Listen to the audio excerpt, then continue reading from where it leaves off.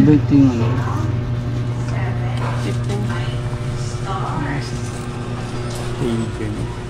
Classic. Wala ba? Yung pala light paper pwede.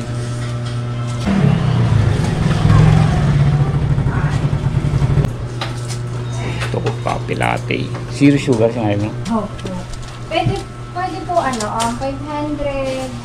Okay po. Kayo po nagbe-bake nito? Yes po. Ah, galing ah. Kung mahirap pong amin yan gawin? Opo. Kaya lang, may po, yung sister-in-law ko naman po yung nag-bake. Dalawa po kasi kami. Ako yung sa bake, siya naman sa pastry. Ah, Konti lang po yung ginagawa namin kasi everyday naman po kami na bake. Tapos yun po, nauubos naman po siya everyday. Since alam na po nila na everyday po. Hanggat maaari, nagpa-reserve po sila. Para sure. Opo. Tsaka para po kasi pag madami pong order, hindi po talaga, minsan nasa-sold out na tanghali pa lang or umaga pa lang po. Ano oras pa ka nag-open? Actually, 2 pa. Pero kanina may nag-order na kaya hindi na. Sunday po kasi close kami kasi po pumapasok na yung dalawa kong baby. Ngayon, Monday kami nag-i-start na. Ang problema, naglilinis pa ako may na-order na. Hindi na ako natapos maglinis, di pa ako nakakaligo. Ang hirap kasi pag nasa bahay, dire-diretso lang po. Ganun talaga. Opo. Non-stop. Hatid sa umaga, sa dalawang kids, tapos direction na dito. Busy, no? Kaya yung pastries po, hindi kaya yan sa sister, sa ipag Kaya gumagawa. kunin mo nga yung adapter. Mga ano rin sila. Iba. ano yun? Ay, thank you. Hi! Very cute. Basta yun yun, may dalawa kaming makulit. Ang cute nga eh. Ano nga yan eh, paid mascot yun. Anong beans nyo po? Arabica po. Arabica. Ano po? Pure siya o may mix? Hindi po, blend na po. Blend. Mahal po kasi ngayon yung pure. Oo, yung pure na. Hindi nakakayanin pag pambahay lang po. Oo. So, blend na lang yung kinukuha ko. Dati na... May Biscoff kayong drinks?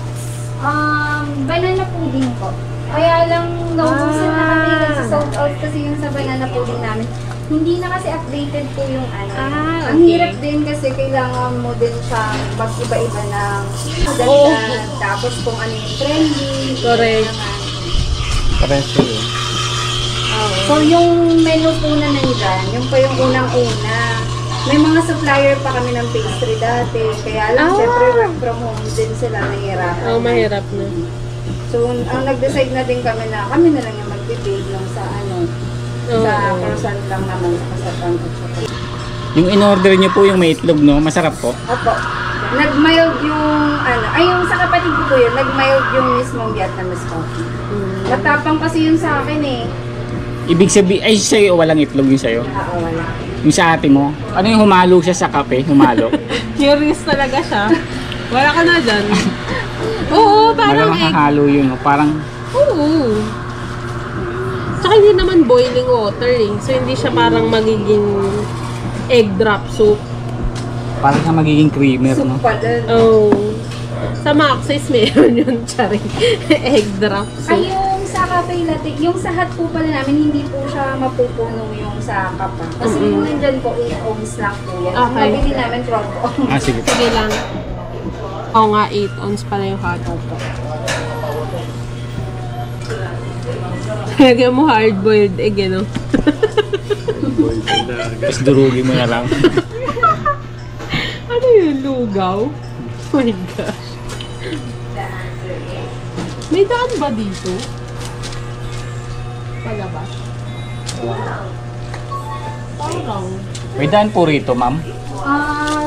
Palabas ng main road. Parang Wala, no? Parang dito din. Parang dito lang. Babay. Pagar na tayo. Ito? Oo nga may separation. Ito po, Salamat. Thank you po. Salamat po. Thank you. Anak, kumain na kayo? Look.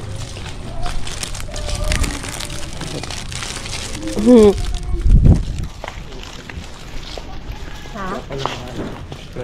Oo, pala sa bis lahat. Grabe ko pa yung bis. Ay, mix pala. Robusta yun.